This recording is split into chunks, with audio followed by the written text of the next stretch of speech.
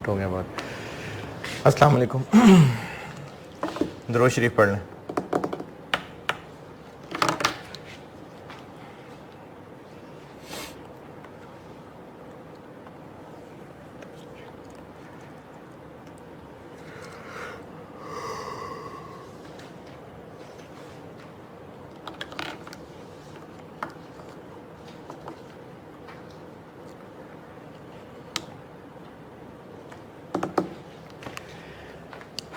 SOFP, SOCI और SOCE changes in equity, ये तीनों चीज़ें हमने कर ली।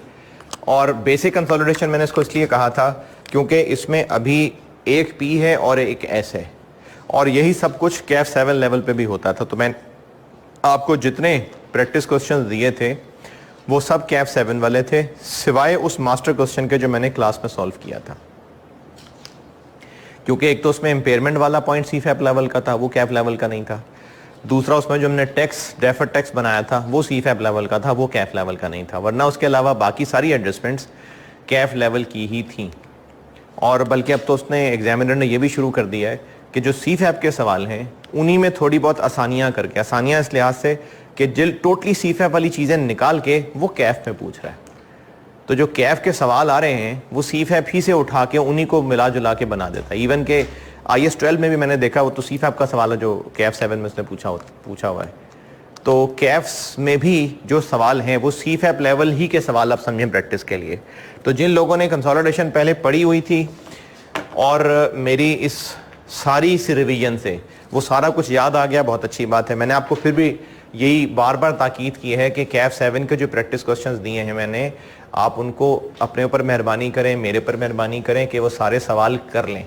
क्योंकि अगर आप कंसोलिडेशन के बेसिक्स, कंसोलिडेशन के जो प्रोसीजर्स हैं उनमें आपका कॉन्फिडेंस नहीं होगा तो आगे चल के जब मैंने चेंजेस इन ग्रुप स्ट्रक्चर पढ़ाना है तो फिर मुश्किल हो जाएगी बहुत आपको। और चलें, ये वीडियो लेक्चर भी आप सुन ही लेंगे कभी ना कभी। तो ये जो फिजिकल क्लासेस हैं ना, बल्कि नहीं, इसमें तो बात मुझे करने का फ़ायदा नहीं है, ये अलग से व्हाट्सएप ग्रुप में कह दूंगा। तो आपने कंसोलिडेशन में जो अभी तक मैंने पढ़ा दिया और जो आज पढ़ाने लगा हूँ एसोसिएट्स, ये कैफ 7 लेवल की चीज़ें हैं सारी, एक दो एडजस्टमेंट्स के अलावा। और ये आपने बिल्कुल टाइम निकाल के फोकस करके इनको करना है, वरना जो इसके अगला लेवल है कंसोलिडेशन का वो आपको बहुत मुश्किल लगेगा। एसोसिएट्स पे आते हैं। बेसिक कंसोलिडेशन के लिए मैंने आपको बता दिया था कि आपने ICAP के स्टडी टेक्स्ट का चैप्टर 1 शुरू के कुछ 4-5 पेजेस हैं वो पढ़ लेने हैं। और क्यों पढ़ लेने हैं? क्योंकि इस पे थ्योरेटिकल सवाल आता तो नहीं है, आता तो न्यूमेरिकल सवाल ही है। 25 नंबर का तकरीबन न्यूमेरिकल सवाल आता है हर अटेम्प्ट में, लेकिन हो सकता है कोई 3-4 नंबर का थ्योरेटिकल पार्ट भी आ जाए। तो आपने एक बार IAS की शक्ल देखी होगी तो ही इसको IAS में से ढूंढ सकेंगे ना। तो आप या तो ओरिजिनल IAS पढ़ना है, ओरिजिनल IAS पढ़ लें। एक बार जब आपको कंसोलिडेशन पूरी पढ़ा दूं ना, बल्कि सब लोग ही ऐसा करना, मैं जब एक बार आपको पूरी कंसोलिडेशन पढ़ा दूं तो आप एक बार स्टैंडर्ड्स को नज़र से गुजार ज़रूर लेना। इसके नोट्स मैंने ऐसा नहीं दिए क्योंकि बाकी नोट्स तो आपको इसलिए देता था क्योंकि स्टैंडर्ड्स के पैराग्राफ में आपको सिखा रहा होता था और उन्हीं पैराग्राफ्स के ऊपर बने हुए सवाल होते थे। कंसोलिडेशन में एज सच पैराग्राफ्स ऐसे नहीं हैं जिनके, यानी देखिए IAS ने तो ये कह दिया ना कि फेयर वैल्यू लेनी है, एडजस्टमेंट्स लेनी है। अब वो किस तरह से है, कितने सालों की डेप्शन कैलकुलेट करनी है, ये IAS ने इतनी डिटेल से नहीं बताना। या अनरियलाइज्ड प्रॉफिट में क्या क्या मुश्किलें हो सकती हैं ये नहीं बताना IAS ने। तो ये जो मैंने आपको अब तक सिखाया है ये IAS में बहुत कुछ नहीं है, ये तो प्रैक्टिसेस हैं जो आप लोगों को मैंने सिखाई हैं। IAS में बस इनको ऊपर ऊपर से समेटा हुआ है। IAS में जो ज्यादा बात की हुई है ना, वो यानी ज्यादा पैराग्राफ जो लिखे हुए हैं वो इस बारे में लिखे हुए हैं कि कंट्रोल है कि नहीं है, हम कैसे फैसला करें कि कंट्रोल है, इस पे ज्यादा स्टैंडर्ड ने बात की हुई है। ये तो हम लोग कैलकुलेशंस कर रहे होते हैं, ये तो बड़े बूढ़ों की बनाई हुई प्रैक्टिसेस हैं जो हम लोग कर रहे हैं। ऐसा नहीं है कि हम स्टैंडर्ड के खिलाफ कुछ कर रहे हैं, लेकिन इन कैलकुलेशंस को कवर करने के लिए मेनली स्टैंडर्ड नहीं बना हुआ। स्टैंडर्ड बना हुआ है ये ज्यादा डिस्कस करने के लिए कि किन हालात में कंट्रोल है, किन हालात में नहीं है, किन हालात में किस कंपनी पे कंसोलिडेशन करना लाजिम है और किसको एग्जाम्पशन है। ये ज्यादा डिस्कशन है स्टैंडर्ड के अंदर, और ये डिस्कशन थ्योरेटिकल डिस्कशन टेस्ट हो तो हो, वरना इसका न्यूमेरिकल में कोई काम नहीं है। क्योंकि देखे ना, अगर आपको 25 नंबर का न्यूमेरिकल सवाल आया है तो कंसोलिडेशन करनी है तो आया है ना, तो फिर वो इस सवाल में ये कैसे टेस्ट करेगा कि बताएं कंट्रोल है कि नहीं है? तो कंट्रोल है तो कंसोलिडेशन करनी है। लेकिन स्टिल मैं इसको ये नहीं कह रहा कि आप स्टैंडर्ड ना पढ़ें, मैं स्टैंडर्ड के तौर पे नहीं पढ़ा रहा आपको, मैं एक टॉपिक के तौर पे पढ़ा रहा हूं। लेकिन आई रिकमेंड कि आई एडवाइज कि आप लोग जब मैं कंसोलिडेशन पूरी पढ़ा लूं तो आप इसके रिलेटेड आईएएस एक बार नजर से गुजार लें जरूर। मैंने अब तक जो आईएएस पढ़ाए हैं ना, वो IFRS 3, IFRS 10, 27 ये डिस्कस किए मैंने, पूरे नहीं किए हैं, इसमें कुछ चीजें रहती हैं अभी, लेकिन ये चीजें हैं जो हमने इस वक्त डिस्कस की हैं। तो आप एक बार इनको नजर से गुजार लें तो बहुत अच्छा है। अब जो कराने लगा हूं आज वो भी इसी तरह से, मैं आपको उसका न्यूमेरिकल पोर्शन कराऊंगा और ICAP स्टडी टेक्स्ट से या तो पढ़ लें आप, अच्छा है, और उसको पढ़ने के बाद ये आईएएस भी पढ़ लें तो भी बहुत अच्छा है। ये मैं आज कराने लगा IAS 28 और IFRS 11।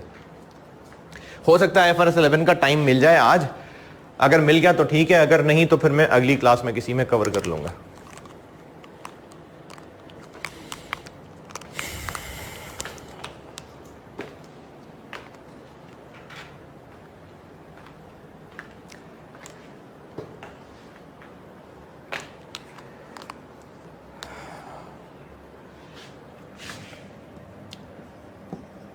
एसोसिएट और एक चीज होती है जॉइंट अरेंजमेंट्स, लेकिन मैं भी फिलहाल जॉइंट अरेंजमेंट नहीं, मैं सिर्फ एसोसिएट्स की बात कर रहा हूं फिलहाल। वैसे IAS 28 है investments in associate and joint arrangements, IFRS 11 है जॉइंट अरेंजमेंट्स, लेकिन मैं फिलहाल जॉइंट अरेंजमेंट डिस्कस नहीं कर रहा फिलहाल, पहले मैं ये कर रहा हूं क्योंकि कैफ 7 में ये है ना, तो मैं बस ये चाह रहा हूं कि कैफ 7 पूरा रिवाइज हो जाए, उसके बाद नई बातें करूं। तो हो सकता है आज ही अगर टाइम मिला तो IFRS 11 डिस्कस कर लूंगा, नहीं तो फिर अगली क्लासेस में देख लूंगा। आज मैं आपको मेनली एसोसिएट डिस्कस करने लगा हूं। एसोसिएट का कॉन्सेप्ट क्या है ये समझ लें। P ने S में 70% इन्वेस्ट किया हुआ है, और शर्त नहीं है 70%, असल बात क्या है कि वो इसको पेरेंट और इसको सब्सिडरी बना देती है। कंट्रोल, असल चीज कंट्रोल है। हाँ, कंट्रोल नॉर्मली 50% शेयर से आएगा, 50% से ज्यादा नॉर्मली, लेकिन जरूरी नहीं है। अगर PS को कंट्रोल कर रहा है तो इन दोनों को मिला के क्या कहते हैं? ग्रुप। इन दोनों को कहते हैं ग्रुप। P की किसी और कंपनी में इन्वेस्टमेंट है और वो कोई और कंपनी है A, और इसने इस कंपनी में 30%, बल्कि 30 आपको ये ना लगेगा 70 इधर और 30 इधर, 25 कह लेते हैं। इस कंपनी के इक्विटी में से पेरेंट ने 25% शेयर्स खरीदे हुए हैं। इस कंपनी के डिसीजंस P की मर्जी से हो रहे होंगे? नहीं, लेकिन ये डिसीजंस जब हो रहे होंगे तो वहां शोर जरूर मचा सकता है, क्योंकि उसके पास इतनी शेयर होल्डिंग है कि शोर डाल सकता है मीटिंग में। इसकी मिसाल आप समझ सकते हैं, असेंबली में अपोजिशन शोर डाल सकते हैं, शोर ही तो डालते हैं और करते क्या है। तो इसके पास 25% शेयर्स हैं, जिसकी वजह से ये इसकी मीटिंग में बेशक कंट्रोलिंग पोजीशन में नहीं है, लेकिन शोर डालने की पोजीशन में है। उस शोर डालने की पोजीशन को अंग्रेजी में कहते हैं significant influence.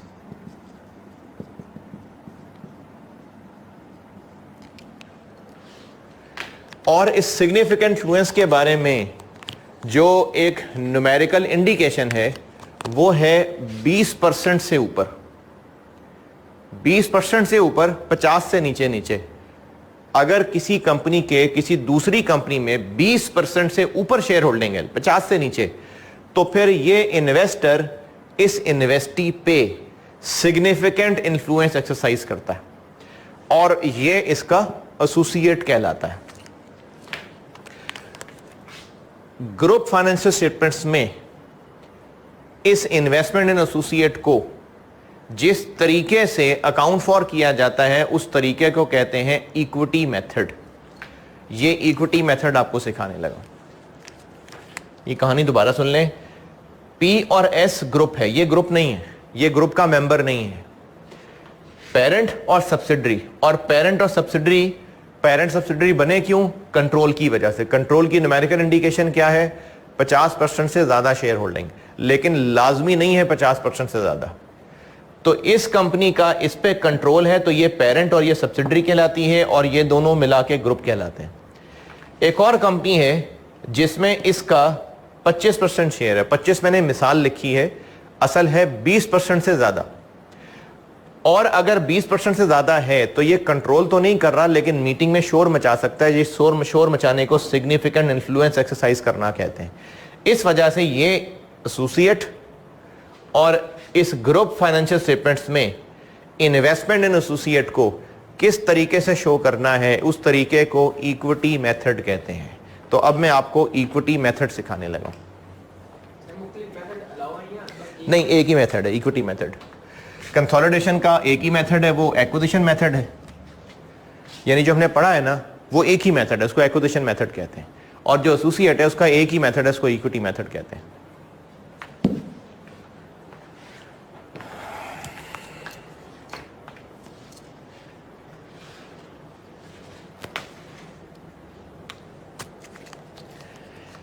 Equity method explain करने लगा हूं।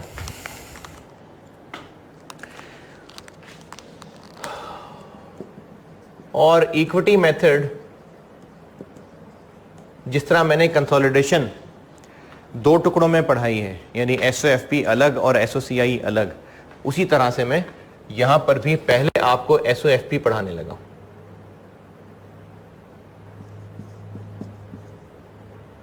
पहले एसओएफपी पढ़ लेते हैं।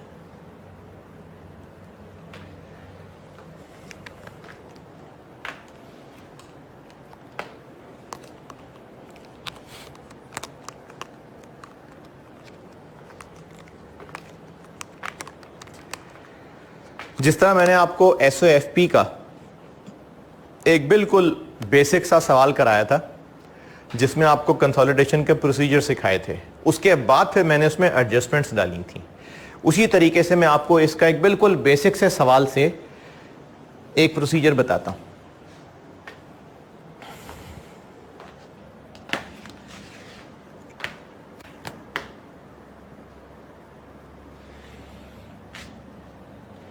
ये अगर नोट करना हो तो कर लीजिएगा। क्या? नहीं, पेरेंट नहीं कहलाएगी वो। क्या? ये दोनों एक दूसरे के एसोसिएट्स हैं, लेकिन चूंकि इसने इसमें इन्वेस्ट किया हुआ है तो हम पढ़ रहे हैं इन्वेस्टमेंट इन एसोसिएट्स।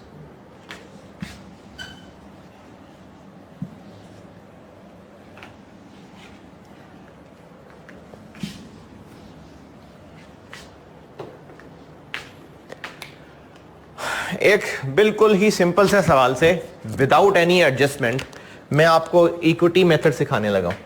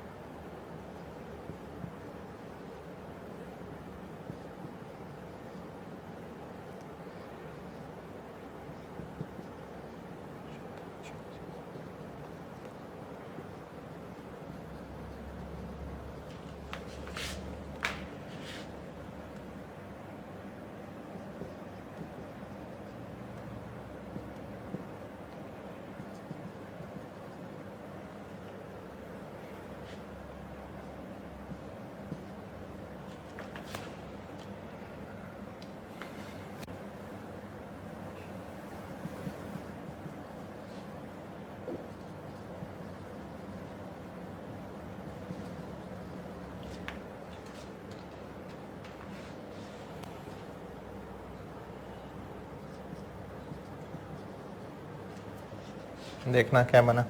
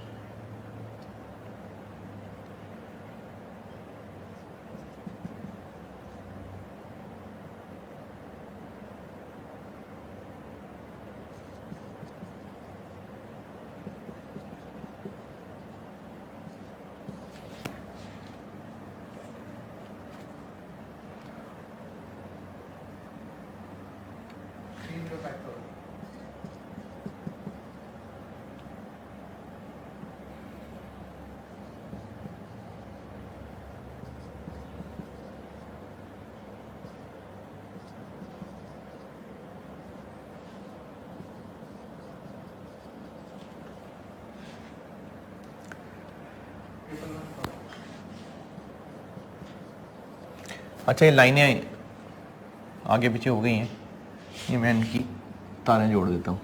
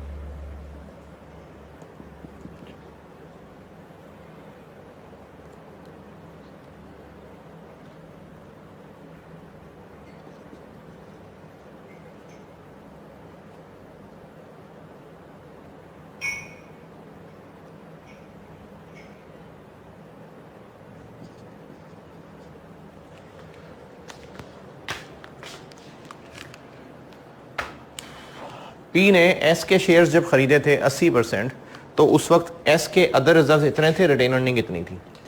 पी ने ए के 30% शेयर्स जब खरीदे थे तो उस वक्त ए की अदर रिजर्व इतने थे और रिटेन अर्निंग इतनी थी। ये डाटा है और इसकी रिक्वायरमेंट है मुझसे SOFP, ग्रुप SOFP। सवाल लिख लें, लिखना है तो। हाँ हाँ हाँ, मर्जी है आपकी।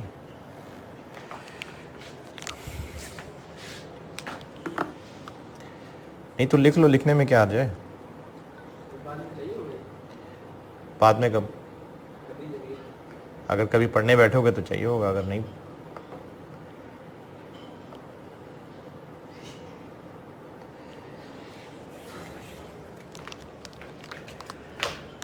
चूंकि पी और एस है तो पहले तो कंसोलिडेशन भी करनी है।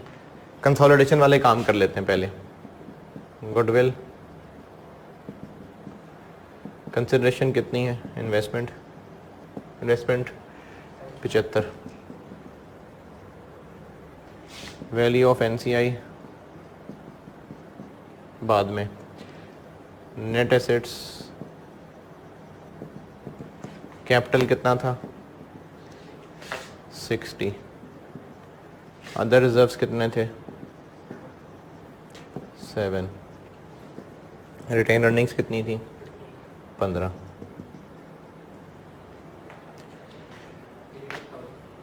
80। तो 82,000 का 20%, 16400।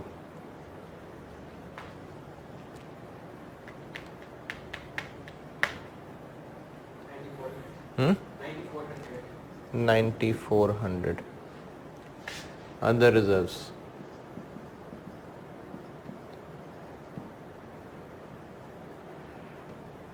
पी का कॉलम, एस का कॉलम।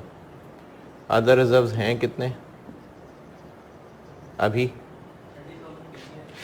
30,000 और 12,000 लेस प्री एक्विजिशन।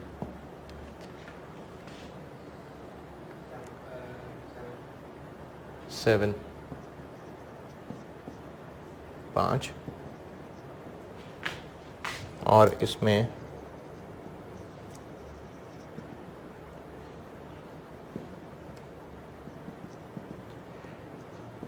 एस का हिस्सा आ गया 5,000 का 80%, 4,000।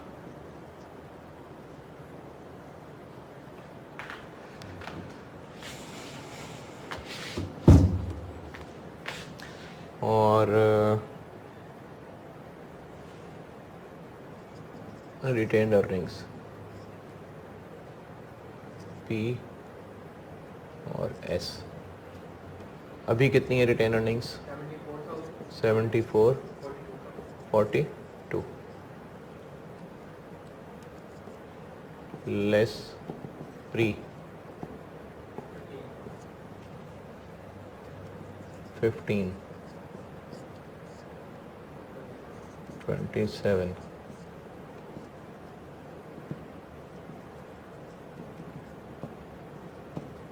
सत्ताईस का 80% कितना? 21600।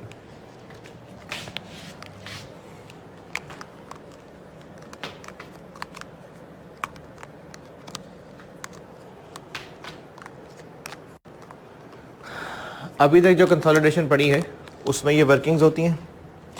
ग्रुप बैलेंस शीट बनाते हैं। कर ली ना note picture?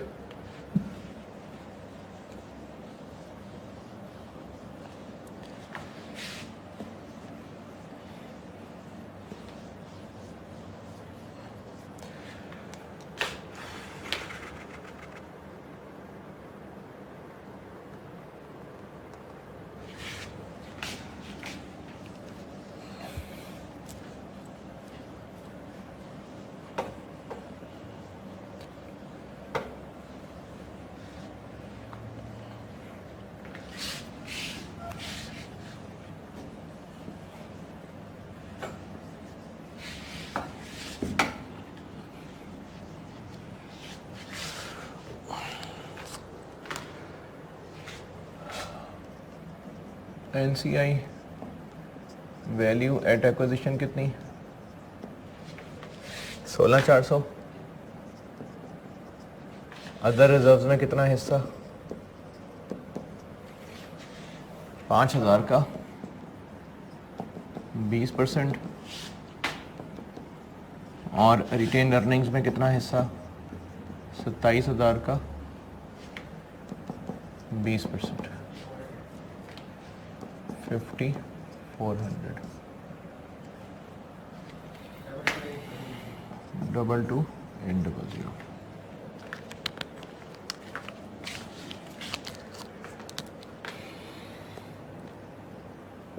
PP group balance sheet बना रहा हूँ, ग्रुप SOFP बना रहा हूँ। ए पे हमने कितनी परसेंट इन्वेस्टमेंट की है? 30%। तो उससे ए का कंट्रोल आ गया। जब कंट्रोल नहीं आया और उसके एसेट्स हमारी मर्जी के ताबे नहीं हैं, तो फिर उनको बैलेंस शीट में कंसोलिडेट करना है? नहीं करना। जब कंट्रोल नहीं है तो फिर कंसोलिडेट भी नहीं करना। यानी कंसोलिडेट करना है सिर्फ पी और एस को। पी कितना? 150 प्लस 120। तो ए को कंसोलिडेट नहीं करना। कितना आ गया? 270। गुडविल 94।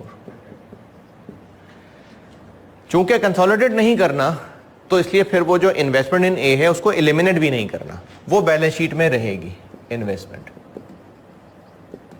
इन ए, एस तो हो गई एलिमिनेट, ए एलिमिनेट नहीं हुई। लेकिन मैं इसकी फिगर नहीं लिख रहा अभी। Current assets, current assets P और एस के, बस पी के कितने? 60 और एस के 50, 110। मैंने अभी इन्वेस्टमेंट इन ए की वैल्यू नहीं लिखी तो इसका टोटल भी नहीं हो सकता। कैपिटल सिर्फ पी का कितना? 90,000। अदर रिजर्व्स और रिटेन अर्निंग की वर्किंग भी मैंने अभी नहीं लिखी क्योंकि मैंने उसको देखें क्लोज नहीं किया। एनसीआई 22,800 और करंट लायबिलिटीज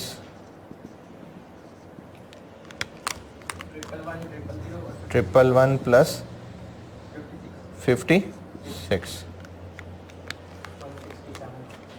167। तो इसका भी टोटल नहीं हो सकता। यहां तक मैंने एस को बस कंसोलिडेट किया है। यहां तक कोई मसला?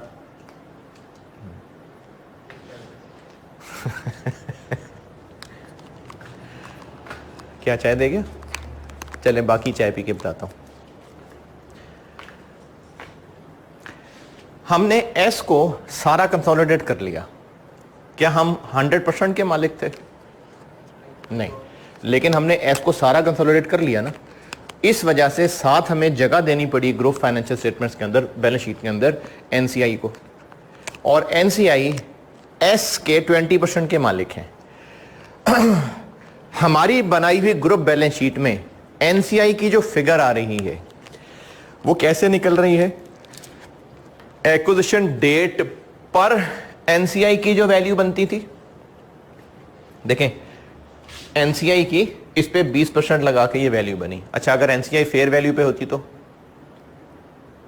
फिर हम वो फेयर वैल्यू लिख लेते, तो वो फेयर वैल्यू यहां लिखते और वही फिगर यहां पर आ जाती। एनसीआई की फेयर वैल्यू क्या होती है? जो उस दिन एस के शेयर्स की फेयर वैल्यू थी, क्योंकि एनसीआई की फेयर वैल्यू मार्केट से ही लगवाएंगे ना। तो जो उस दिन एस के शेयर की वैल्यू थी वही एनसीआई की फेयर वैल्यू थी। इस सवाल में नहीं है, वैसे समझाने के लिए कह रहा हूं। अगर ये एनसीआई फेयर वैल्यू वाला तरीका होता तो यहां पर हम फेयर वैल्यू ऑफ एनसीआई लिखते हैं ना, लेट्स से 19,000, तो हम यहां 19,000 लिखते। ये 19,000 क्या होता? उस दिन एस के 20% शेयर्स मार्केट में इतने के थे। एक और तरीके से बोल रहा हूं, उस दिन अगर एस के बाकी 20% शेयर्स भी कोई खरीदता तो 19,000 के खरीदता। ठीक है ऐसे ना, और यही 19,000 यहां लिख देते। तो एनसीआई का 22,800 कैसे निकल रहा है, या जो भी निकलता, जो उस दिन कोई एस का 20% खरीदता प्लस उस दिन के बाद से एस के अदर रिजर्व्स और रिटेन अर्निंग में एनसीआई का हिस्सा। एनसीआई की फिगर बैलेंस शीट में ऐसे ही निकल रही है ना कि एक्विजिशन डेट पे एनसीआई की इन्वेस्टमेंट की वैल्यू क्या बनती थी, प्लस जो एस ने उस दिन के बाद कमाया उसमें एनसीआई का हिस्सा कितना बनता है। ये एनसीआई की वर्थ है हमारी ग्रुप बैलेंस शीट में, ये एनसीआई की जगह है हमारी ग्रुप बैलेंस शीट में। ठीक है, ऐसे ही करते हैं हम।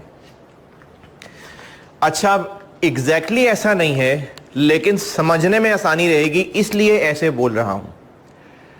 हमने ए में कितना इन्वेस्ट किया हुआ है? 30%। फर्ज करें ए में बाकी 70% किसी और ने इन्वेस्ट किया हुआ है, तो अब उस किसी और के लिए हम क्या हुए, एनसीआई।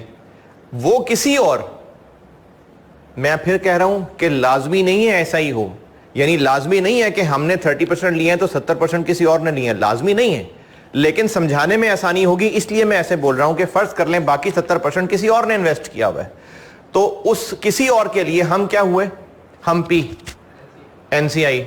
वो किसी और जब अपनी ग्रुप बैलेंस शीट बना रहा होगा तो उसमें हमारे नाम का हिस्सा कितना शो कर रहा होगा, कैसे निकाल रहा होगा, एक्विजिशन डेट पे उस 30% शेयर्स की वैल्यू क्या थी, प्लस जो उस दिन के बाद से ए के अदर रिजर्व्स और रिटेन अर्निंग में हमारा 30% हिस्सा, उन सबको ऐड करके वो एनसीआई दिखा रहा होगा ना। हम उस फिगर को आज अपनी बैलेंस शीट में इन्वेस्टमेंट इन ए दिखा देंगे। फिर बता रहा हूं एग्जैक्टली ऐसा नहीं है, लेकिन आपको समझने में आसानी रहेगी, मुझे समझाने में आसानी रहेगी, इसलिए ऐसे बोल रहा हूं।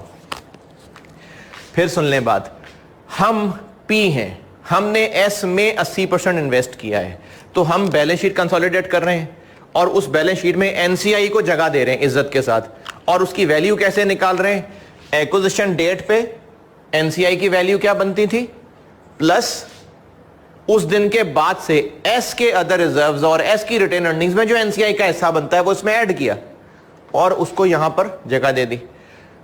यही सलूक हमारे साथ हुआ होता हम पी, अगर हमने ए के 30% खरीदे हैं और किसी ने ए के 70% खरीदे होते। मैं फिर बता रहा हूं, ये मैं एनालॉजी सिर्फ इसलिए बना रहा हूं ताकि समझने में आसानी हो।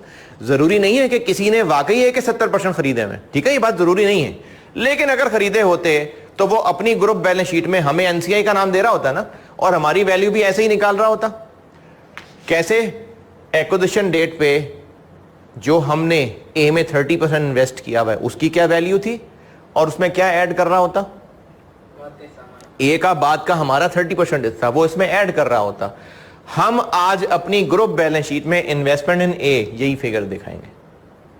ये फिगर उसकी ग्रुप बैलेंस शीट से टैली नहीं कर रही होगी, मैं फिर बता रहा हूं, लेकिन समझने में आसानी है इसलिए ऐसे कह रहा हूं। तो हम इन्वेस्टमेंट इन ए कैसे दिखा रहे होंगे, फिर जो हमने ए में इन्वेस्ट किया था प्लस उस दिन के बाद से ए के अदर रिजर्व्स और ए की रिटेन अर्निंग में हमारा हिस्सा, ये इसमें ऐड होगा और ये फिगर हम अपनी बैलेंस शीट में इन्वेस्टमेंट इन ए के तौर पे दिखाएंगे। ये बात कुछ टूटी फूटी समझ आई कि नहीं? इन्वेस्टमेंट इन ए को इस वैल्यू पे दिखाना इक्विटी मेथड कहलाता है। इसके लिए फिर हमें एक वर्किंग करनी पड़ेगी, तो एक वर्किंग आ जाएगी, वर्किंग फॉर इन्वेस्टमेंट इन ए, और उसमें क्या होगा कि हमने जो ए के शेयर्स खरीदे थे तो उसकी भी कोई इन्वेस्टमेंट हमने कंसिडरेशन पे की होगी ना। अच्छा, कंसिडरेशन कैसे निकालनी है, वैसे ही जैसे पहले एस के टाइम पे सीखा है, जैसे गुडविल की वर्किंग में यही फिगर निकालनी सीखी है ना, कैश दिया है या वो शेयर्स एक्सचेंज किए हुए हैं, ये वही वाली बिल्कुल उसी तरह से निकलेगी इन्वेस्टमेंट, कंसिडरेशन ट्रांसफर वैसे ही निकलेगी। तो हमारी जो ए में इन्वेस्टमेंट है ये वो फिगर कितनी है सवाल में,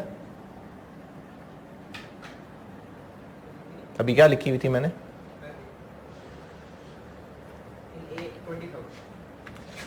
20,000, और इसमें अब हम क्या ऐड कर दें, ए के, नहीं ए की इक्विटी का नहीं, जिस दिन हमने ए को खरीदा था उस दिन के बाद यानी पोस्ट एक्विजिशन अदर रिजर्व्स का 30% और रिटेन अर्निंग का 30%। अच्छा, क्या हम ए को कंसोलिडेट कर रहे हैं? नहीं, तो हम तो सिर्फ एसेट साइड की एक फिगर जो हमारी बुक्स में 20,000 आ रही थी उसको बस वैसे ही खुद से बढ़ाने लगे। क्यों बढ़ाने लगे? हम ये कहने लगे हैं कि ए के अदर रिजर्व्स में हमारा हिस्सा है, ए की रिटेन अर्निंग में हमारा हिस्सा है, यही कहा ना मैंने ऐड करने को। तो अगर हमारे अगर ए के अदर रिजर्व में हमारा हिस्सा है, ए की रिटेन अर्निंग में हमारा हिस्सा है, तो फिर वो हमारे अदर रिजर्व और हमारी रिटेन अर्निंग में ऐड होना चाहिए ना। तो उसका दूसरा फैक्ट ये होगा कि हमारे अदर रिजर्व्स में और हमारी रिटेन अर्निंग्स में ए वाला हिस्सा भी ऐड होगा। तो अब क्या होगा, यहां पर मैं एक कॉलम और बना देता हूं, ए की बैलेंस शीट में अदर रिजर्व्स कितने आ रहे हैं आज सवाल में? एक्विजिशन डेट पे कितने थे?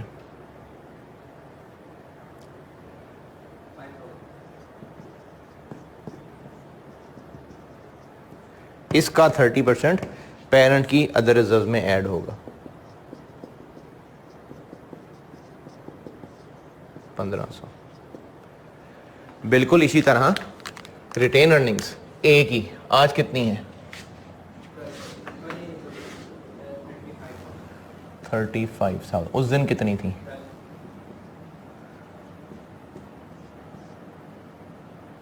23। इस 23 का 30% कितना? तो ये 1500 हमारे अदर रिजर्व में ऐड, और कहां ऐड? वो इन्वेस्टमेंट में ऐड।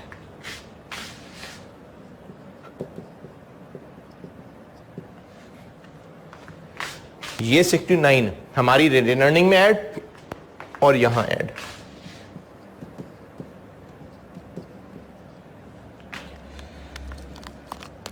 ये बन गया 28,400। ये बन गया 5500, 35,500 और ये बन गया 21,600, 6900 और 74,000। 102,500।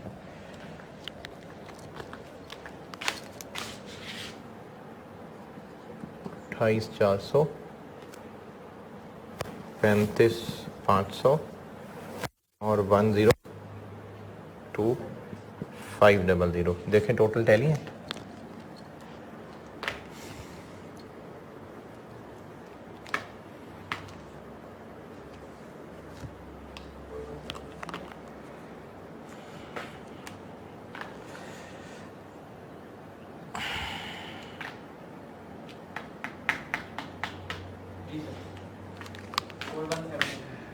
फोर 1,7,800 और 417। ये होता है एसोसिएट इन्वेस्टमेंट इन एसोसिएट का इक्विटी मेथड। क्या कि एक तो एसेट्स और लायबिलिटीज की कंसोलिडेशन नहीं करनी, दूसरा इन्वेस्टमेंट इन एसोसिएट एसेट्स में शामिल रहेगा, लेकिन जो हमारी उसमें इन्वेस्टमेंट है इसमें प्लस होगा उसके पोस्ट अदर रिजर्व्स और पोस्ट रिटेन अर्निंग्स में हमारा हिस्सा, जो यहां भी ऐड होगा और हमारे अदर रिजर्व्स और हमारी रिटेन अर्निंग्स में भी ऐड होगा। तभी तो बैलेंस शीट टैली हुई है। ये इन्वेस्टमेंट इन एसोसिएट का बिल्कुल बेसिक से सवाल के स्टेप्स हैं। जी, सिग्निफिकेंट इन्फ्लुएंस होगा जो कि 20% से ज्यादा पे होता है या 20% पे होता है, 20% और 20% से ज्यादा।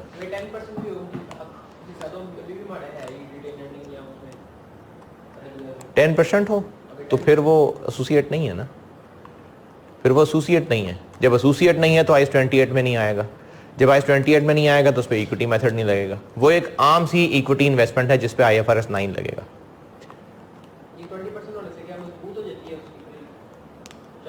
सिग्निफिकेंट इन्फ्लुएंस आ जाता है ये ना, मुझे एग्जैक्टली याद नहीं है, लेकिन ये कहीं लॉ से लिंक बनता है कि इतने % वोटिंग राइट्स आपके पास हैं तो आप, पता नहीं, शायद कुछ लीगल मसला बनता है कि 20% का नंबर क्यों निकाला गया, 15 क्यों नहीं।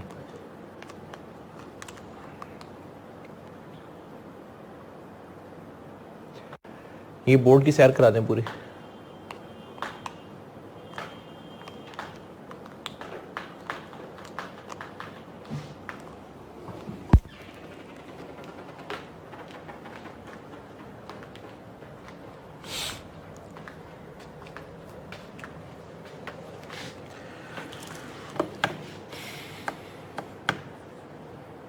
गुडविल सही निकालने के लिए हम मतलब काफी एडजस्टमेंट्स कर देते हैं कि गुडविल सही निकले, लेकिन इसमें थोड़ी सी जगह खाली नहीं रह जाती फिर भी। कैसे? वैसे ये कि कुछ और गुडविल होती है हमारी। कोई बात नहीं, जितना कर सकते हैं वो तो कर रहे हैं ना, जो नहीं कर सकते फिर नहीं कर सकते। जिस रेट पे हमने खरीदा उस रेट पे नहीं लगा सकते। नहीं, अगर एनसीआई की फेयर वैल्यू है तो जो है बस वही लेनी है, और यकीनन हमारी और उनकी गुडविल प्रोपोर्शनेटली फ़र्क आ रही होगी, क्योंकि हमने कंट्रोल ख़रीदा ना, चूँकि तो हमें शेयर महंगा मिला होगा। तो लेकिन और हल नहीं है ना, फिर मजबूरी है। सर ये कई बार स्टैंडर्ड में लिखा होता है कि कॉस्ट बेनिफिट ऐसा कुछ लिखा होता है, कॉस्ट बेनिफिट एनालिसिस पता नहीं क्या, वो क्या होता है कि मतलब वो इन अकाउंटिंग की बात कर रहे थे? नहीं, वो ये कह रहे होते हैं कि आप इंफॉर्मेशन लें और कोशिश करें कि आप जितनी ज़्यादा रिलायबल, जितनी ज़्यादा एक्यूरेट इन्फॉर्मेशन आप ले सकते हैं। जैसे अगर हमने यूज़फुल लाइफ एक एसेट की मैयर करनी है, प्लांट है कि उसकी यूज़फुल लाइफ निकालनी है, तो अब या तो कोई एक टेक्निकल कंसल्टेंट हायर करें जो इसके पूरे एक्सपेरिमेंट्स करेगा, इसका फॉरेंसिक टेस्ट करेगा और बहुत डिटेल सारी दुनिया में फिर के आएगा और हमें आके एक एक्यूरेट फिगर दे देगा कि ये 11-12 साल चलेगा आपका ये प्लांट। लेकिन इस एक्यूरेट 12 साल बताने के वो हमसे 15 लाख का बिल ले लेगा। तो इस 15 लाख रुपए खर्च करके हमें क्या फ़ायदा हो गया? यूज़फुल लाइफ 12 साल निकल आई, 10 साल निकाल लेंगे हम अंदाज़ा लगा के। इससे कौन सा कोई बड़ा मसला हो जाना है?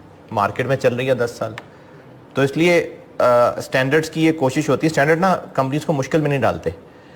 तो वो ये कहते हैं कि अगर आपको कोई इंफॉर्मेशन बहुत ज़्यादा पैसे खर्च करके मिल रही है तो बस रहने दें, आप कोई मुनासिब अंदाज़ा लगा लें।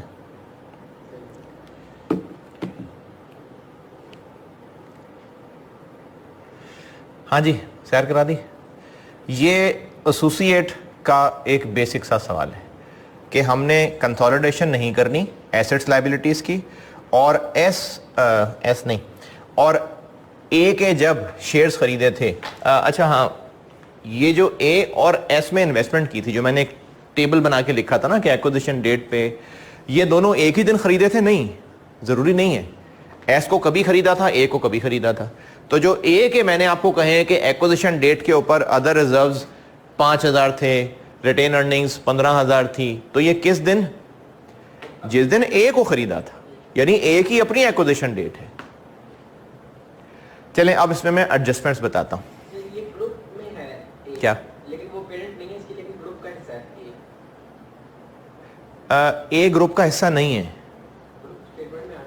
नहीं, इसीलिए तो इन्वेस्टमेंट इन ए एक इन्वेस्टमेंट के तौर पे आ रही है। अगर ग्रुप का हिस्सा होता तो ये कंसोलिडेट हो जाता। रिटेन अर्निंग में और इक्विटी तो हमने शामिल कर दी थी। हाँ, तो ये इक्विटी मेथड है। देखिए ना, अगर हमारा कोई फैमिली फ्रेंड है तो हमारे वो खानदान का हिस्सा तो नहीं है ना, कोई लीगली खानदान का हिस्सा तो नहीं है, लेकिन गैदरिंग्स में इकट्ठे होते हैं वो, तो गैदरिंग्स में बाकी लोगों से उनका ज़्यादा हक होता है। वो हमारे ड्राइंग रूम में बैठ के खा पी भी रहे होंगे, बाकियों को हम जब खाना देंगे तभी होगा, वो अपनी मर्जी से खा पी रहे होंगे, तो उनके हकूक थोड़े बहुत ज़्यादा होते हैं, थोड़े से ज़्यादा फ्री होते हैं वो, लेकिन ख़ानदान का हिस्सा नहीं होते। तो इसलिए एसोसिएट ख़ानदान का हिस्सा नहीं है, लेकिन करीब ज़्यादा है, तो उसके कुछ हकूक डिफरेंट हैं। इसकी कोई हमने वेरिफिकेशन बताई थी नोट्स क्या? कि रिटेन अर्निंग में से एसोसिएट का कितना है ये? नहीं, तो ये जो हम लोग हाँ, ये इक्विटी मेथड में इन्वेस्टमेंट एंड एसोसिएट का बाकायदा आ रहा होगा ना कि कैसे बना है, कि इसमें इसके अदर रिजर्व्स हैं और इतने इसके हैं। तो नहीं नहीं, नोट्स में हम ये बता रहे होंगे ना। चलें अब इसमें मैं एडजस्टमेंट्स बताता हूँ। एसोसिएट वाले नोट्स खोल लें।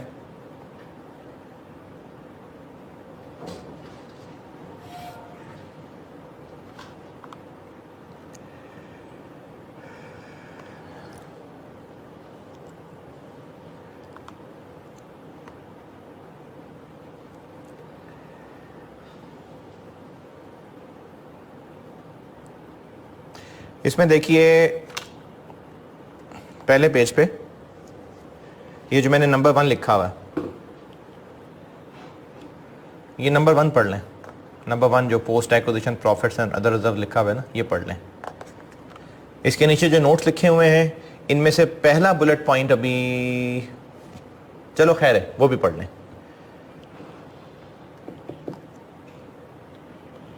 नोट्स के पहले पेज पे पॉइंट नंबर 1 सारा पढ़ लें। यही सब बताया मैंने अभी।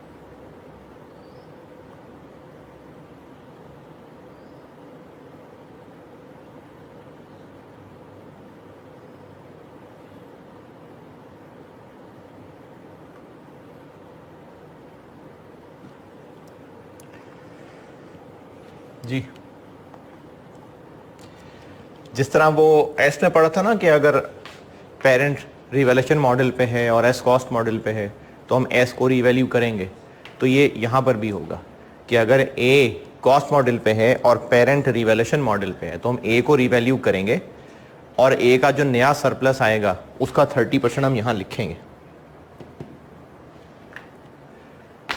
ये ब्रैकेट में ये बात लिखी हुई है।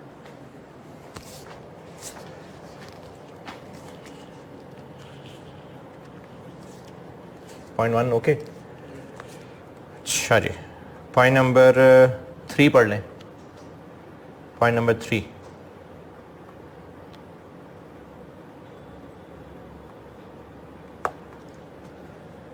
Okay point 3। अब ये जो इन्वेस्टमेंट इन ए है, इन्वेस्टमेंट इन ए, ये एक फाइनेंशियल एसेट है, यानी एक एसेट है, एक इंडिपेंडेंट इंडिविजुअल एसेट है। अगर ये एक इंडिविजुअल एसेट है तो इसकी फिर इंपेयरमेंट टेस्टिंग भी हो सकती है। तो जब इसकी इंपेयरमेंट टेस्टिंग होगी तो इसकी रिकवरेबल अमाउंट होगी और इसके ऊपर इंपेयरमेंट लॉस भी आ सकता है। आ गया, क्या करें उस इंपेयरमेंट लॉस का? किन दोनों में से? यानी रिटेन अर्निंग में से भी निकाल दें, ये इधर यहां से कर दें लेस इंपेयरमेंट लॉस, और यहां से भी निकाल दें, या यहीं से माइनस करके लेट से 1000 आ गया इंपेयरमेंट लॉस, इस 69 में से 1000 माइनस कर लें, 59 बच गया, वो 59 यहां ऐड कर दें, तो फिर 1000 अलग से माइनस करने की जरूरत है नहीं। तो आप चाहे इसमें से माइनस करके उनका नेट करके यहां ले जाएं, वो भी ठीक है। चाहे आप 69 यहां अलग ऐड करें, इंपेयरमेंट लॉस यहां अलग ऐड करें, कोई मसला नहीं है। पॉइंट ये है समझने के लिए कि इन्वेस्टमेंट से भी कम होगा और यहां से भी कम होगा। लेकिन अगर आप दो जगह ना लिखें तो ये भी कर सकते हैं कि यहां से लेस कर लें ये रिटेन अर्निंग्स, इस 69 के नीचे नेगेटिव लिख लें और उनका नेट 5900 वो यहां लिख दें, ऐसे कर लें। In short impairment loss retained earning को चार्ज होगा और इन्वेस्टमेंट इन ए को चार्ज होगा। पॉइंट नंबर 2 पढ़ लें।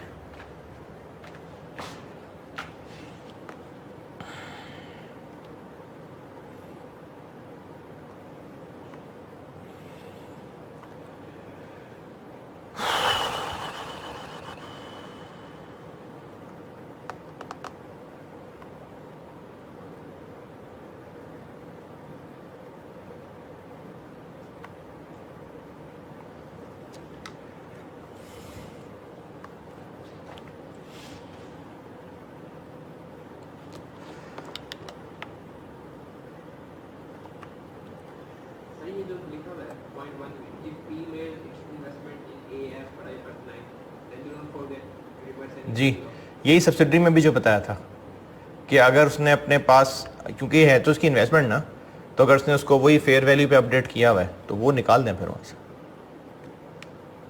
देखें, जो पी की बैलेंस शीट, जो पी की इंडिविजुअल बैलेंस शीट थी, उसमें वो एक इन्वेस्टमेंट आ रही थी ना, तो वो जो इन्वेस्टमेंट आ रही थी तो वो हो सकता है वो फेयर वैल्यू पे अपडेट कर रहा हो, हालांकि यहां पर वो फेयर वैल्यू की अपडेटेड फिगर तो नहीं चाहिए।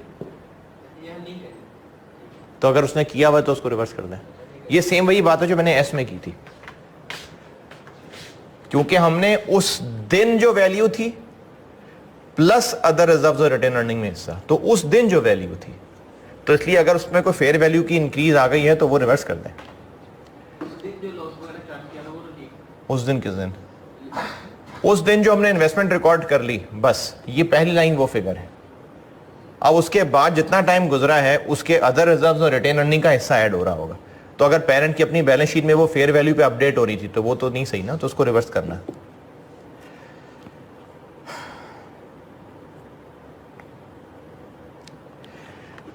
अगर हम निकालना चाहें, अगर कि जब ए में इन्वेस्टमेंट की थी तो उसमें कोई गुडविल थी कि नहीं, निकाल सकते हैं या नहीं? कैलकुलेशन की बात करें, निकाल सकते हैं। कैसे? पेरेंट ने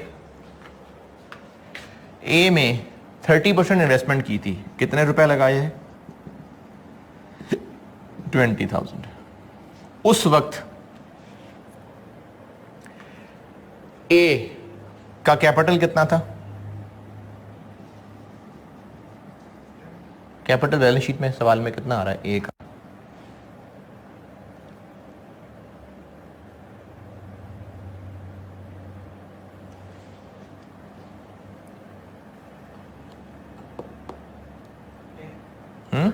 कितना?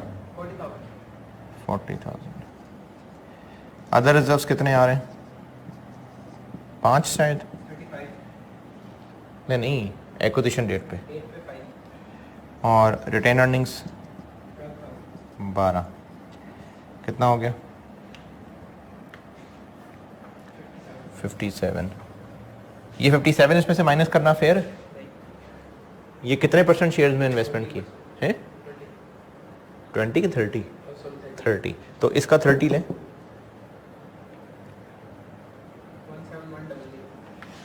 17,100।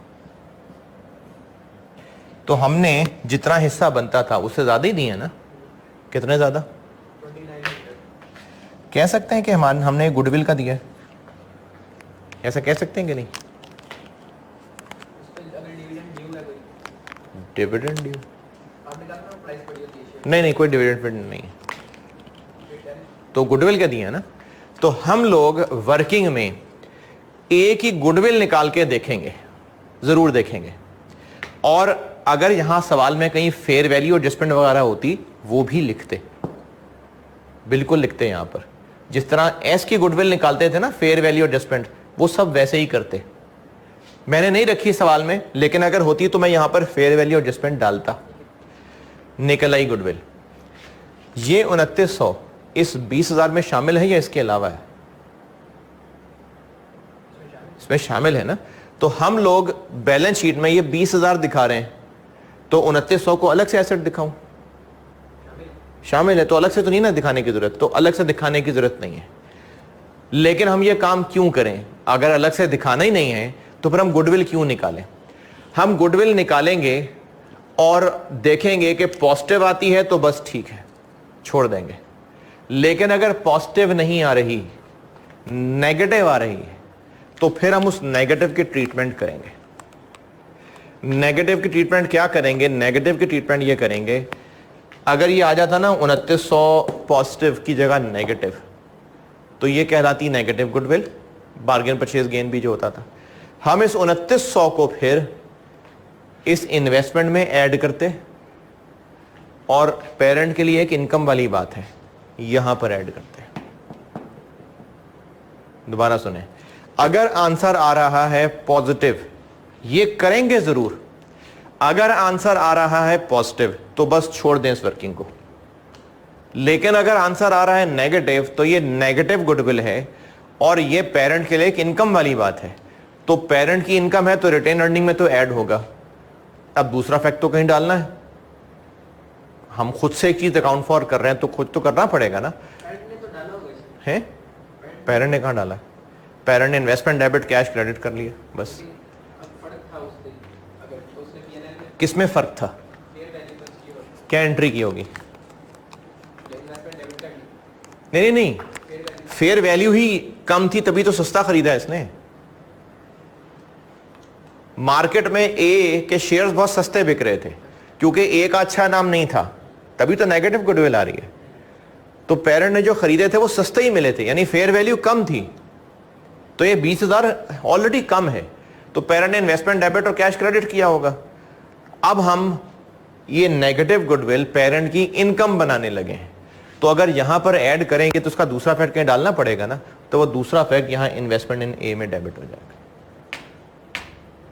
इन्वेस्टमेंट इन ए में डेबिट होने से क्या होगा कि इन्वेस्टमेंट की फिगर बढ़ जाएगी, यानी ये क्लोज टू प्रोपोर्शनेट शेयर आ जाएगी। नेगेटिव गुडविल क्यों है? क्योंकि मार्केट में सस्ता मिल रहा था, तो ये फिगर थोड़ी आ रही होगी ना फिर, तो हम इसको बढ़ा देंगे नेगेटिव गुडविल से। ये बात दोबारा सुन लें, हम गुडविल की वर्किंग लाजमी करेंगे। अगर गुडविल की वर्किंग करने के बाद आंसर पॉजिटिव आ गया तो बस इस वर्किंग को वहीं छोड़ देंगे, पेज फाड़ के नहीं फेंक देंगे। लेकिन अगर आंसर नेगेटिव आ गया, यानी नेगेटिव गुडविल, तो वो पेरेंट के लिए एक इनकम है, तो उसको हम यहां पर, ये जो नहीं शेयर इन ए, इसके नीचे लिख देंगे नेगेटिव गुडविल, तो यहां पर नेगेटिव गुडविल ऐड कर देंगे। अब इसका दूसरा फैक्ट तो देना है, तो वो इन्वेस्टमेंट इन ए को बढ़ा देगा, इसमें ऐड और इसमें ऐड। जिस तरह इंपेयरमेंट लॉस था ना, उसका उलट है। इंपेयरमेंट लॉस यहां से लेस हो रहा था, नेगेटिव गुडविल है, यहां भी ऐड, यहां भी ऐड। ये आपको मैंने एडजस्टमेंट नंबर 7 बता दी है।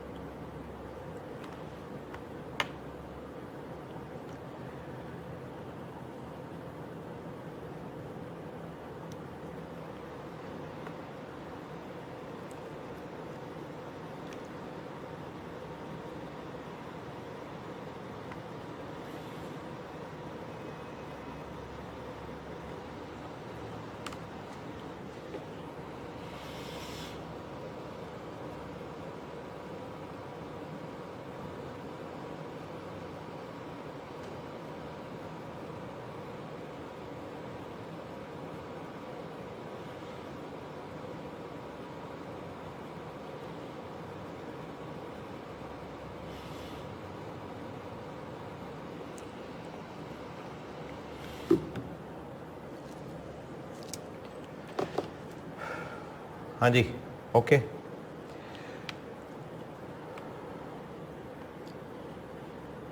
एडजस्टमेंट नंबर 8 भी पढ़ लें, पढ़ के समझ आ जाएगी।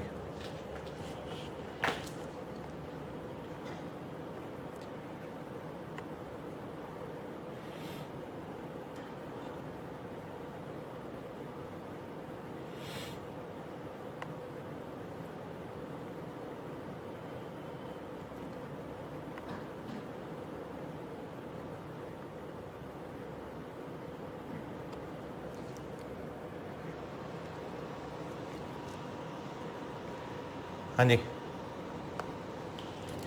अगर पेरेंट ने ए के ऑर्डिनरी शेयर्स के अलावा उसके डिबेंचर्स में भी इन्वेस्ट किया हुआ है या वैसे कोई लॉन्ग टर्म लोन दिया हुआ है, तो वो भी तो इन्वेस्टमेंट है ना, वो भी इसी के अंदर ऐड होके सब इकट्ठे होके इन्वेस्टमेंट में नहीं आ रहा होगा। ये पॉइंट 8 में लिखा हुआ। अच्छा जी, बस उसके साथ क्लब करके लिखना है। हमारी बैलेंस शीट में ऑलरेडी आ रहा होगा, इन्वेस्टमेंट इन ए शेयर्स, इन्वेस्टमेंट इन ए डिवेंचर्स, उनको मिला के लिखना है बस। पी के सवाल, पी की बैलेंस शीट में इन्वेस्टमेंट इन ए शेयर्स, इन्वेस्टमेंट इन ए डिवेंचर्स, अलग अलग फिगर्स आ रही होंगी ना, तो ग्रुप बैलेंस शीट में उनको मिला के इसी हेडिंग में लिखना है। ये कह रहा हूं नहीं, उनका इससे वो बस बैलेंस शीट में आ रहा है, उसको क्लब करके बस इस हेडिंग के अंदर लिखना है। उसमें नहीं कोई रिटेनर नहीं वगैरह, वो सिर्फ इसके साथ मिला के लिखना है बस। यानी बैलेंस शीट में 2 लाइनें आ रही थी ना, हमने उनको मिला के इस हेडिंग में रखना। ये हेडिंग 8 हो गई। और हेडिंग 9 भी पढ़ लें। ये वही बात है जो सब्सिडरी में करते थे, क्या कि अगर एक्विजिशन किए हुए अभी कुछ महीने गुजरे तो ये फिर उसके मुताबिक हो जाता है ना, ये प्री, अगर अभी कुछ महीने गुजरे तो वो सब्सिडरी में भी बताया था कि पूरे साल में इतना प्रॉफिट कमाया, इतने महीने प्री, इतने महीने पोस्ट, तो ये वही वाली बात लिखी हुई। तो एडजस्टमेंट नंबर 9 भी देख लें।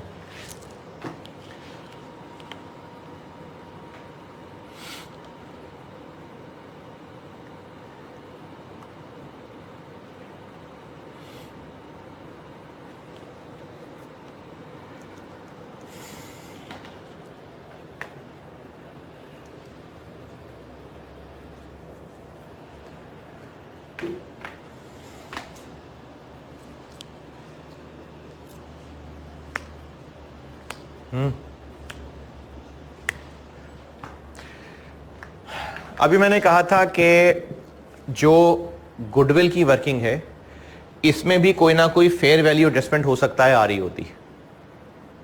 ए के एसेट्स की भी फेयर वैल्यू एडजस्टमेंट हो सकती है ना, वो यहां आ रही होती, तो उसको यहां लिखते। गुडविल की वर्किंग के अलावा और क्या इस्तेमाल होता है फेयर वैल्यू एडजस्टमेंट का, तो वो तो हम कंसोलिडेट नहीं कर रहे।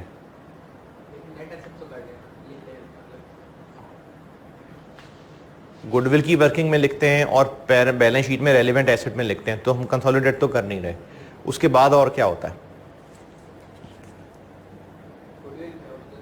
अब जो बाद में टाइम गुजरता है उसका क्या होता है? डेप्रिसिएशन करते हैं ना, चार्ज एस की रिटेन अर्निंग में से लेस करते हैं ना, तो अब ए के एसेट्स हैं, उनकी फेयर वैल्यू एडजस्टमेंट है, क्या करेंगे?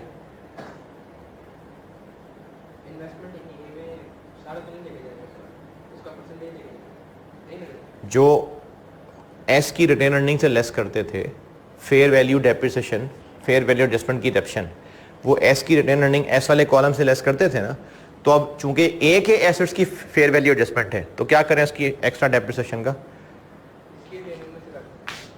ये इधर इसमें से लेस कर देंगे। हाँ, वो यहां लगा तो लेनी है, इस कॉलम से लेस करेंगे, इस कॉलम से, इस कॉलम से वो एक्स्ट्रा, जैसे एस से लेस करते थे वैसे ए से कर देंगे, तो जो एक्स्ट्रा डेप्रिसिएशन होगी एक्विजिशन से लेके आज तक, वो यहां से लेस या ऐड हो जाएगी। और अब जो ये फिगर बनेगी, इसका परसेंटेज तो यहां ले ही रहे हैं ना, तो यहां आ रहा है और यहां आ रहा है, यानी ए वाला जो कॉलम बनाया हुआ ना तीसरा, उसमें से ऐड या लेस हो जाएगी। ये एडजस्टमेंट नंबर आपको मैंने 5 बता दिए, 5A और B दोनों पढ़ लीजिएगा।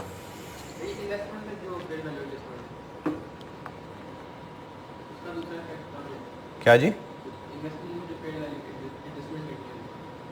उसका दूसरा फैक्ट कहाँ जाएगा? कहीं भी नहीं, हम तो सिर्फ देख रहे हैं गुडविल है कि नहीं है, अगर है तो छोड़ दिया, अगर नेगेटिव है तो हम उस नेगेटिव फिगर को लेके 2 फैक्ट कर रहे हैं। एडजस्टमेंट नंबर 5A और B बता दिया आपको।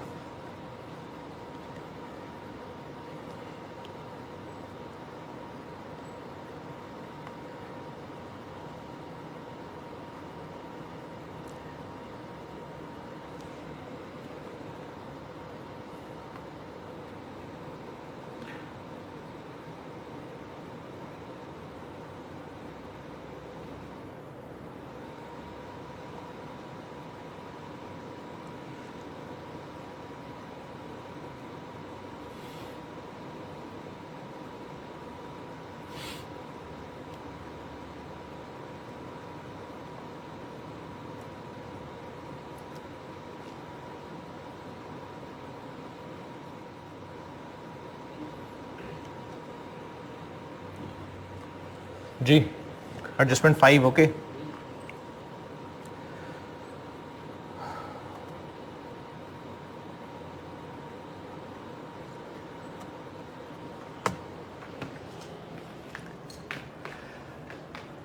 अब इसकी थोड़ी सी मुश्किल एडजस्टमेंट की तरफ आते हैं। अभी तक को बहुत मुश्किल काम तो नहीं है। यूआरपी, गुड्स का यूआरपी, अगर गुड्स का यूआरपी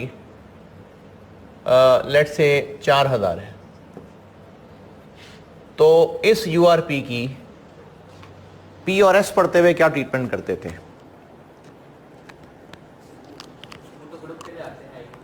हाँ, तो उसकी ट्रीटमेंट क्या करते थे यार? वो ठंड लग रही है। ट्रीटमेंट क्या करते थे? क्या क्या ट्रीटमेंट करते थे? इन्वेंट्री में पड़ी है, अगर नहीं पड़ी है तभी तो यूआरपी है, तो इन्वेंट्री से निकाल देते थे और सेलर की रिटेन अर्निंग से निकाल देते थे। बल्कि अगर मैं इसमें वर्ड ऐड कर दूं तो बायर की इन्वेंट्री से निकाल देते थे और सेलर की रिटेन अर्निंग से निकाल देते थे।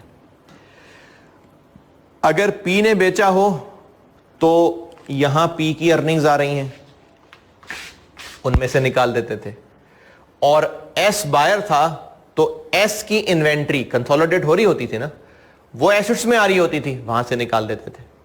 और अगर एस ने बेचा है तो एस की रिटेन अर्निंग से निकालते थे, और पी बायर है तो पी की इन्वेंट्री आ रही है ना बैलेंस शीट में, वहां से निकाल देते थे। तो चूंकि पी और एस इन दोनों की इन्वेंट्रीज बैलेंस शीट में शो हो रही होती थी, इन दोनों की इन्वेंट्रीज, पूरी पूरी इन्वेंट्रीज, तो हम पूरा पूरा यूआरपी इन्वेंट्री से निकालते थे और रिटेन अर्निंग से निकालते थे। ठीक है? अगर ए और पी की आपस में ट्रांजैक्शंस हुई हैं और उनमें कहीं यूआरपी आ गया, यूआरपी कैसे होगा? कॉन्सेप्ट वही है कि पी और ए की आपस में बेची हुई चीजें अगर ईयर एंड पे बायर के पास पड़ी हुई हैं तो उसमें प्रॉफिट लोडेड है, वो प्रॉफिट यूआरपी है। तो ए और पी में भी यूआरपी हो सकता है, लेकिन इसकी ट्रीटमेंट में फर्क आएगा। हम लोग एस को फुल कंसोलिडेट करते थे, और जब एस को फुल कंसोलिडेट करते थे तो एस की पूरी रिटेन अर्निंग्स यहां आती थी। उनमें से अगर पेरेंट के पास 80% है तो 80% यहां आ जाता था और बाकी 20% एनसीआई में चला जाता था। यानी ग्रुप बैलेंस शीट में होता था ना, ये बात दोबारा सुने, एस की रिटेन अर्निंग्स, चूंकि हम एस पूरा कंसोलिडेट कर रहे होते थे, तो एस की रिटेन अर्निंग्स का 80% पेरेंट में ऐड हो जाता था और 20% एनसीआई में। यानी एस की पूरी retained earnings group balance sheet में मौजूद होते हैं ना। ये बात समझ आई कि नहीं? पेरेंट में कुछ हिस्सा एनसीआई में, लेकिन एस की पूरी अर्निंग्स बैलेंस शीट में मौजूद हैं। और इसी तरह पेरेंट की अपनी रिटेन अर्निंग्स तो पूरी बैलेंस शीट में है ही है। तो चाहे पी ने गुड्स बेची हो चाहे एस ने गुड्स बेची हो, सेलर की पूरी retained earnings group balance sheet में मौजूद है ना, तो इसलिए यूआरपी भी पूरा उनमें से निकालते हैं।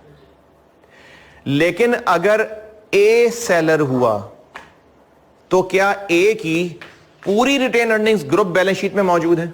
नहीं, सिर्फ उनका 30% मौजूद है। तो फिर जब वो है ही उसका 30% ग्रुप बैलेंस शीट के अंदर, तो यूआरपी का भी 30% टुकड़ा ग्रुप बैलेंस शीट में आ रहा है।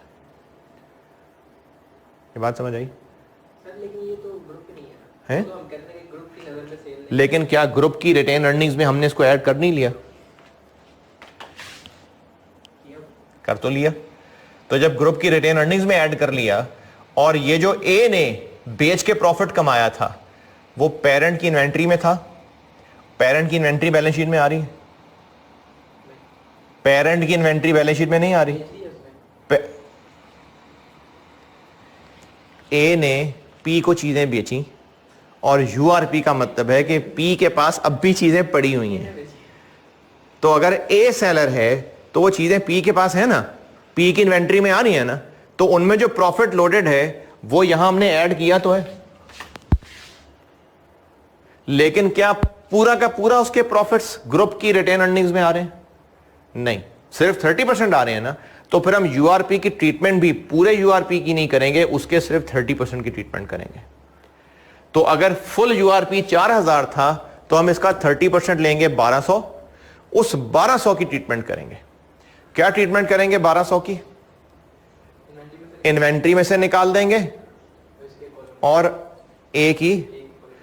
लेकिन अगर ए की रिटेन अर्निंग से निकाल दिया, यानी अगर यहां से निकाल दिया, यहां से, तो ये फिगर कम आएगी। यही कम फिगर का 30% इधर भी आएगा और इधर भी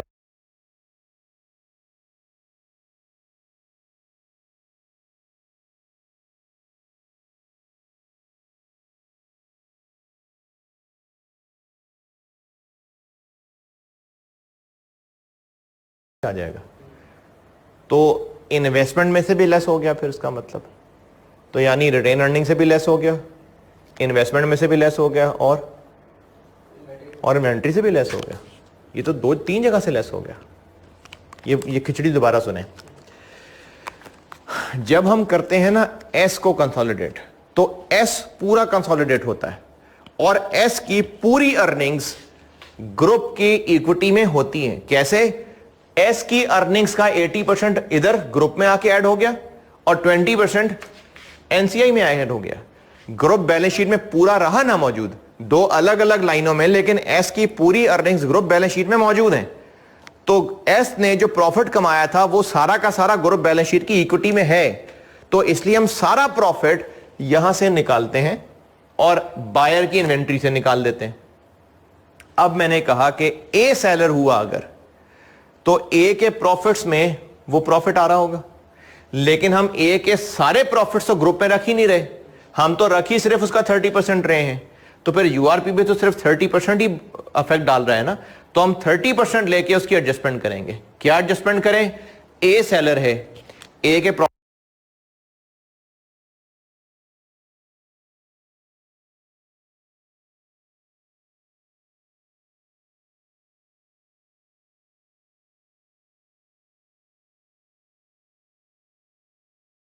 प्रॉफिट्स में से निकाल दें, और पी बायर है तो उसकी इन्वेंट्री तो है ना बैलेंस शीट में, उसकी इन्वेंट्री से निकाल दें। तो ए के प्रॉफिट्स में से लेस और पी की इन्वेंट्री में से लेस। लेकिन अगर यहां से लेस कर दिया, इधर से, जैसे एस के कॉलम से यूआरपी लेस करते थे, अब आप कहें जी यहां से कर दें, अगर यहां से कर दिया तो क्या नुकसान होगा उसको मैथमेटिकली? यहां से लेस होगा अगर, तो वही रिड्यूस्ड फिगर का 30%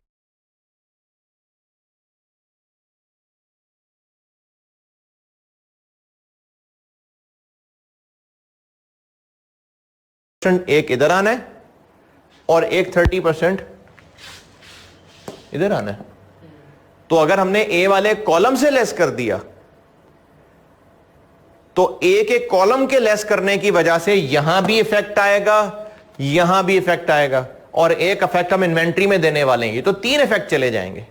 तो फिर ए के कॉलम से लेस ना करें, इधर लाना तो उसको यही था ना। तो इस पी वाले मेन, ये जो मेन कॉलम है ना जिसका ग्रैंड टोटल आना है, यहां से 1200 लेस कर दें यहां से, और दूसरा इफेक्ट इन्वेंट्री से लेस कर दें। दोबारा सुने, यूआरपी ऑन गुड्स, अगर ए सेलर है, ए सेलर है, तो यहां से लेस कर दें पूरा यूआरपी, नहीं उसका 30%। अच्छा, हमेशा 30% नहीं, पेरेंट ने जितने शेयर लिए हुए, यहां से लेस करें। यहां से कहां से? रिटेन अर्निंग का जो मेन कॉलम है जिसका टोटल बैलेंस शीट में लिखना है, यहां से लेस करें और इन्वेंट्री से लेस कर दें, यहां से लेस और इन्वेंट्री से लेस। लेकिन अगर पी सेलर है तो ए की इन्वेंट्री हम बैलेंस शीट में लिख रहे हैं, ए की हम इन्वेंट्री तो नहीं लिख रहे, ए की इन्वेंट्री तो नहीं आ रही, लेकिन पी की रिटेन अर्निंग्स तो है ना, तो यहां से तो लेस होगा 1200। अब उसका दूसरा इफेक्ट कहां से लेस होगा? इन्वेस्टमेंट से लेस। अच्छा, इन्वेस्टमेंट में से क्यों लेस होगा? इसलिए लेस होगा क्योंकि ये मैंने आपको आज का लेक्चर शुरू यहां से किया था कि ये वैसी सी वर्किंग है जैसा कोई हमारा एनसीआई का नाम देके वर्किंग कर रहा होता। मैंने बात शुरू यहां से की थी ना कि जिस तरह हम लोग एनसीआई का नाम लिख के उनका शेयर लिख रहे होते हैं, तो ऐसे ही कोई हमारा भी तो शेयर लिख रहा होता ना। तो ये जो फिगर होती है ये एनसीआई का एस की इक्विटी में हिस्सा होता है ना, नेट एसेट्स में। यानी हम ये कह सकते हैं कि हमने जो ये फिगर लिखी है ये हमारा ए की इक्विटी में हिस्सा है, ए के नेट एसेट्स में हिस्सा है। तो इन्वेंट्री ए का एसेट है, और अगर ए की इन्वेंट्री कम होनी है तो ए का एसेट कम होगा, और ए का एसेट कम होगा तो नेट एसेट्स भी कम होंगे, इसलिए यहां से लेस। और अगर ये गहरी बात समझ नहीं आई तो फिर भी करना तो ऐसे ही होता है। तो यूआरपी का ट्रीटमेंट क्या बन गया? चाहे ए सेलर हो चाहे पी सेलर हो, पूरा 4000 नहीं, उसका 30% 1200 रिटेन अर्निंग के मेन कॉलम से लेस, यहां से तो लेस करना ही करना है। दूसरा इफेक्ट, अगर ए सेलर है तो कहां से लेस? ए सेलर है इन्वेंट्री से लेस, और अगर पी सेलर है तो इन्वेस्टमेंट इन ए से लेस। चाहे पी सेलर हो चाहे ए सेलर हो, यहां से लेस, और अगर पी सेलर है तो इन्वेस्टमेंट इन ए से लेस, और अगर ए सेलर था तो इन्वेंट्री से लेस। ये आप लोग एडजस्टमेंट नंबर 4 पढ़ लें।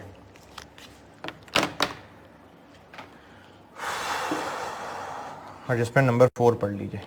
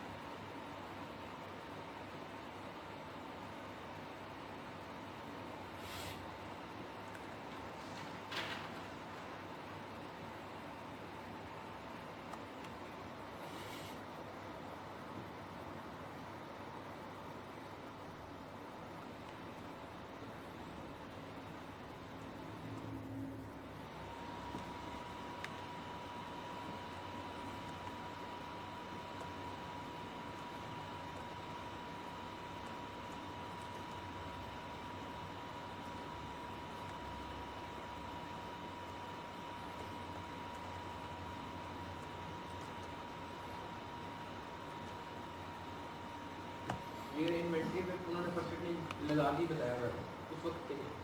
क्या चीज़? नहीं, यूआरपी तो आप खुद कैलकुलेट कर रहे होंगे ना। जब यूआरपी खुद कैलकुलेट कर लेंगे उसके बाद फिर आप उस पर परसेंटेज लगाएंगे। इन्वेंटरी वैल्यू में भी 10% होता है तो मैं आपको तो इन्वेंट्री वैल्यू दी होगी, उस पर जब आप यूआरपी निकालेंगे तो वो तो 4000 निकलेगा, 1200 नहीं निकलेगा। निकलेगा तो वो 4000, फिर उसको 1200 बनाना पड़ेगा आपको।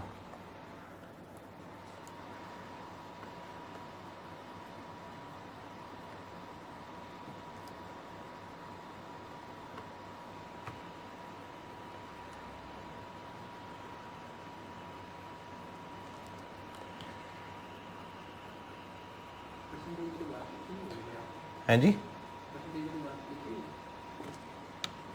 नोट्स में ये जो टेबल बनाया हुआ है, left right column, P to A है और A टू P है, इसमें नीचे क्या लिखा हुआ? फीस डिटेल्स क्या नीचे मेमोरेंडम एंट्री क्या है? यूआरपी पेज नंबर 1 के ऊपर, पेज नंबर 1 के एंड पे फार्मूला बता दिया। अब पेज 2 के स्टार्ट पे मैंने बताया consolidation adjustment, left column right column, line शुरू ही कहाँ से हो रही है? Ps share of URP, bold करके लिखा हुआ है मैंने। वो परसेंटेज नहीं है कि रिफ्लेक्ट करना। क्या मतलब? फीस शेयर निकालना कैसे है नहीं लिखा हुआ पीज शेयर यार, परसेंटेज। परसेंटेज। हाँ जो पी का शेयर है परसेंटेज लगा के निकलेगा ना, और कैसे निकलेगा? तो वैसे ही क्या था नीचे फॉर्मूला में लिखना किया होंगे तो मतलब डायरेक्ट फीस का शेयर निकला था उसी को यूज करके हमारे का कुछ भी नहीं। यूआरपी निकल आया, पी का शेयर 30% है तो उस पर 30% लगा देंगे। इसको मैंने पीस शेयर कह दिया तो उसको मजीद क्या कहूं? नहीं नहीं ठीक है फिर ठीक है। अच्छा, अब सिर्फ एक नाम बदलेगा, बाकी वही काम है। यूआरपी ऑन गुड्स की बजाय यूआरपी ऑन कोई पीपीई है, प्रॉपर्टी प्लांट इक्विपमेंट। अब क्या होगा? सेम ट्रीटमेंट होगा, बस वो जो इन्वेंट्री से लेस कर रहे थे उसकी जगह अब पीपी से लेस हो जाएगा, बाकी बिल्कुल सेम है। तो आप ये एडजस्टमेंट नंबर 6 पढ़ लें, बिल्कुल सेम ट्रीटमेंट है, सिर्फ इन्वेंट्री से लेस जहां हो रहा था उसकी जगह वो रेलिवेंट एसओएफपी में पीपी से लेस हो जाएगा। एडजस्टमेंट नंबर 6 पढ़ लें।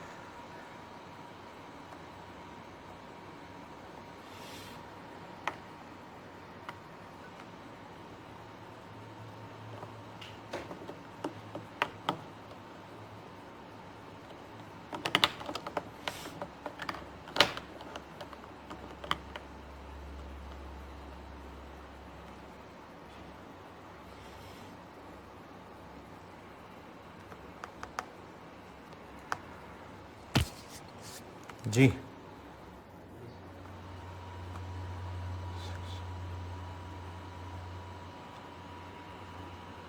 मैंने कौन सी एडजस्टमेंट कही है?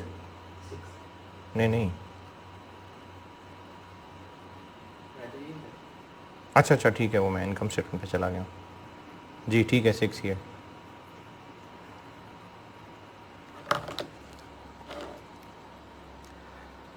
एडजस्टमेंट्स पूरी हो गई, कोई रह तो नहीं गया? हाँ बस ठीक है, एडजस्टमेंट पूरी हो गई। अब आप आइए पेज नंबर 6 पे, पेज नंबर 6।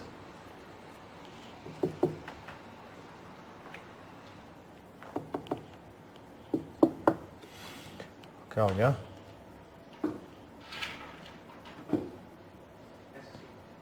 पेज नंबर 6,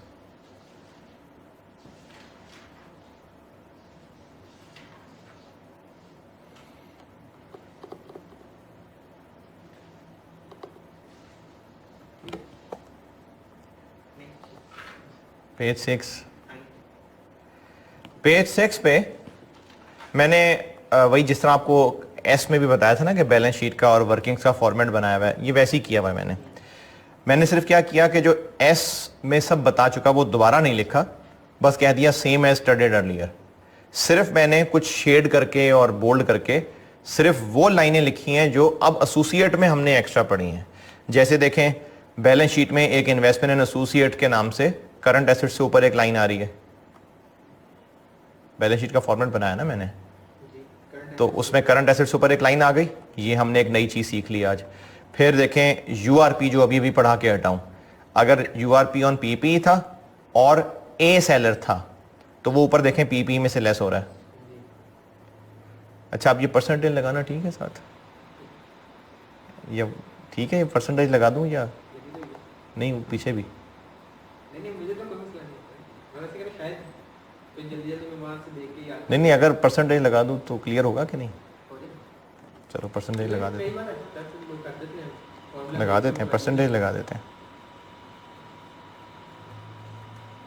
बल्कि मुझे याद है मैंने एसओसीए में तो लगाई हुई है परसेंटेज।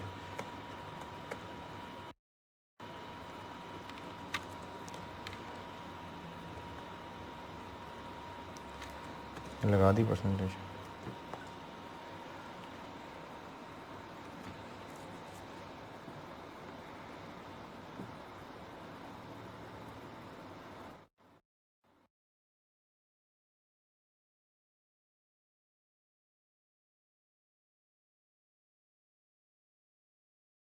और अगर गुड्स का यूआरपी था तो ये इन्वेंट्री में से लेस हो रहा है। ये एसेट साइड पे नई चीज आ गई और दूसरी साइड पे एज सच कुछ नया नहीं है। अच्छा, अब इसी तरह नीचे देखिए वर्किंग वन इन्वेस्टमेंट इन एसोसिएट, ये सब देख लीजिए, यही सब पता है अभी आपको। रिटेन अर्निंग का हिस्सा लगा के यहां पर, अदर रिजर्व्स का हिस्सा यहां पर, और वो जो यूआरपी बोला था अगर पी सेलर है तो वो यहां से लेस हो गया।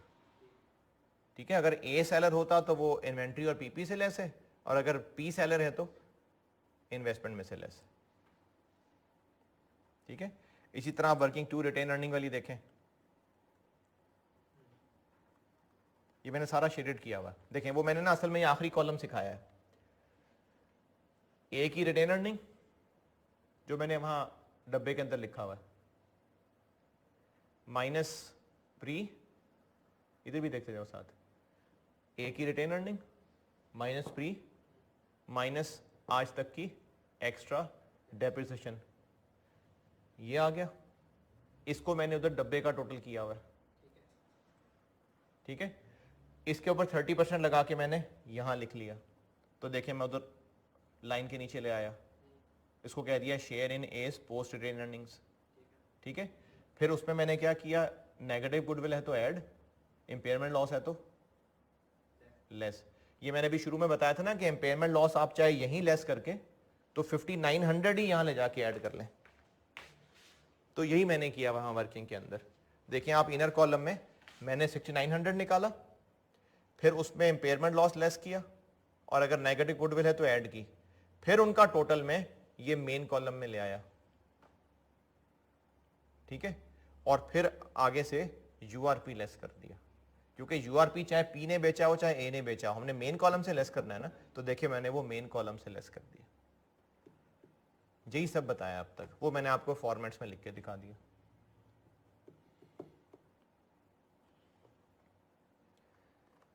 ग्रुप बैलेंस शीट बस यही है, खत्म।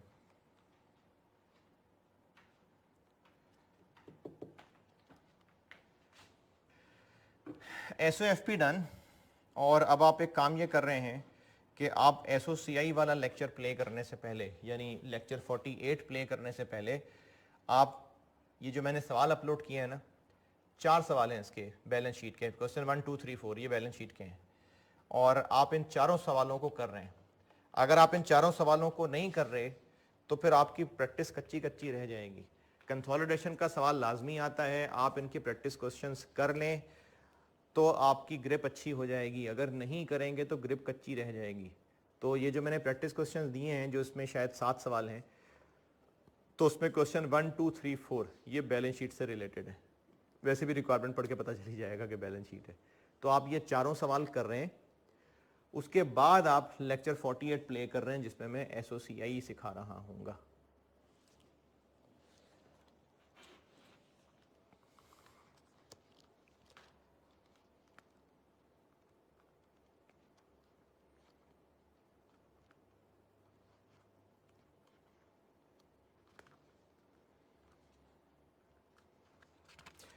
सही बुखारी में रिवायत है, ईमान की 60 से कुछ ऊपर शाखें हैं, ब्रांचेज हैं, चैप्टर्स हैं, और हया भी ईमान की एक शाख है। ईमान की 60 से कुछ ऊपर 60+ ब्रांचेज हैं और हया भी ईमान की एक शाख है। चलें जी, लेक्चर 48 में मुलाकात होती है।